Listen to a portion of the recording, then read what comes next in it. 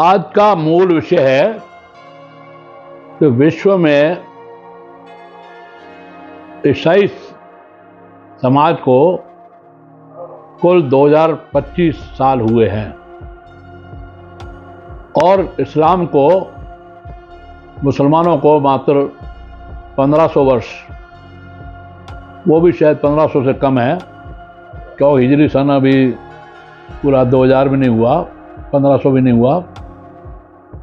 परंतु आश्चर्य की बात है कि सनातन धर्म नित्य नूतन चिर पुरातन सनातन इतना पुराना, ईसाइयों के 130 देश हैं दुनिया में जिनको कुल 2025 वर्ष हुए हैं और मुसलमानों के 57 देश हैं दुनिया में जिनको 1500 साल भी नहीं हुए।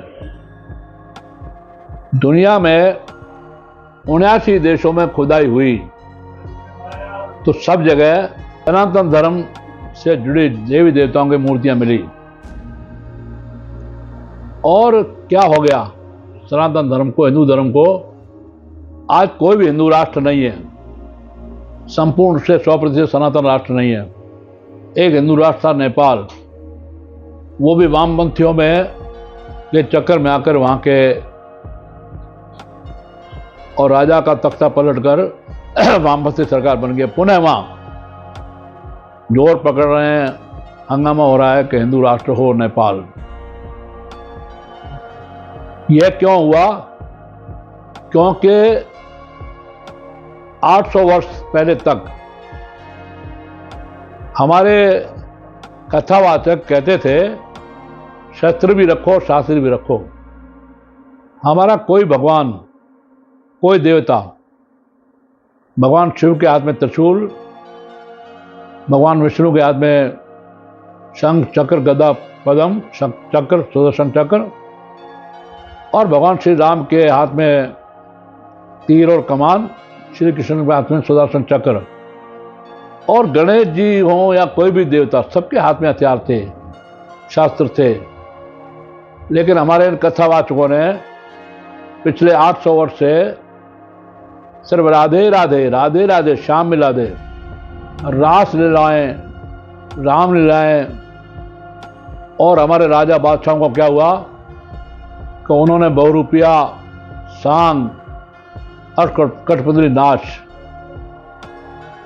और इस रामलीलाओं में कठपुतली नाचों में और भोपाओं के सांग में हम अपना घर पे शस्त्र रखना भूल गए। हिंदू सनातन धर्म में ये कारण है पतन का। फूट तो हमारे में थी, आज भी है। मैं राजनीतिक बात नहीं करूंगा, लेकिन जो इस समय देश में सनातन धर्मी हिंदू नेता हैं, उनका ही विरोध, हमारे सम्राट प्रताप चौहान का विरोध तो के जयचंद ने किया, मोहम्मद गौरी को लाया। लेकिन अब माननीय मोदी जी का, माननीय योगी जी का विरोध करने वाले बहुत सारे गद्दार जयचंद देश में खड़े हुए हैं जो विरोध कर रहे हैं। मुझे न इस्लाम से गिरना है न ईसाई से गिरना है, वो अपनी जगह बिल्कुल ठीक काम कर रहे हैं। लेकिन दुर्भाग्य सनातन धर्म का और यहाँ के संतों का, ये कथावाचकों का, ये उपदेशकों का, शस्त्र के साथ शस्त्र क्यों नहीं, सिर्फ रासलीला क्यों नहीं, सिर्फ क्यों?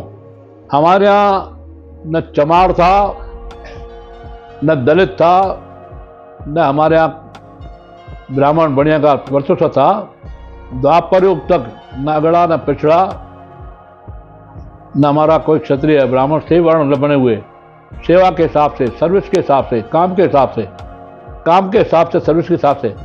हमारे यहाँ कोई दलित नहीं था, हमारे यहाँ कोई ब्राह्मण जाट गुजर वाला सिस्टम नहीं था, हमारे यहाँ कोई अहीर और माली तेली कोली नहीं था। सेवा के हिसाब से, ट्रेड के हिसाब से हमारी जातियाँ बनी। आज वो सब बात भूल गए। हम मंत्रोच्चारण की बजाय तंत्रोच्चारण, तांत्रिकों के भोपाओं के चक्कर में पड़ गए और वो तांत्रिक जैसा हमको घुमाते रहे, हम घूमते रहे। अब पुनः जागरण करें, संस्कार जगाएं हिंदू धर्म का, सनातन धर्म का। शस्त्र भी रखें, शास्त्र भी रखें, और एक बार फिर देश का एकीकरण हो।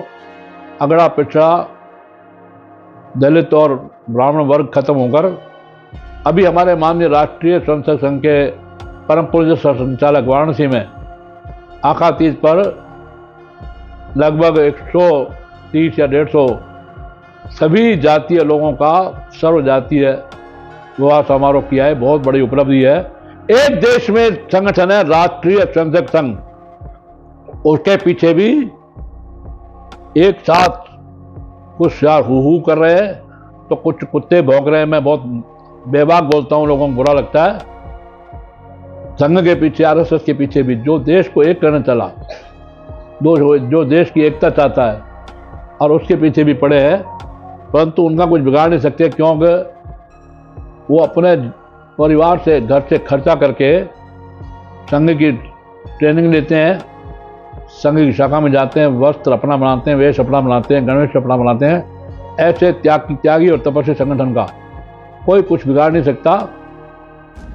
यह सनातन धर्म पुनः जगेगा, हम लोग जगाएंगे। ये हिंदू धर्म पुनः एक होगा, हम एक करेंगे। और हम लोग सब लोग अपने घर पे शस्त्र और शास्त्र दोनों रखें, ताकि पुनः भारत परम वैभवशाली हो, भारत अखंड हो। अदना सा पाकिस्तान, बांग्लादेश हमको आंखें नहीं दिखा पाए। ये आज का मेरा विषय है।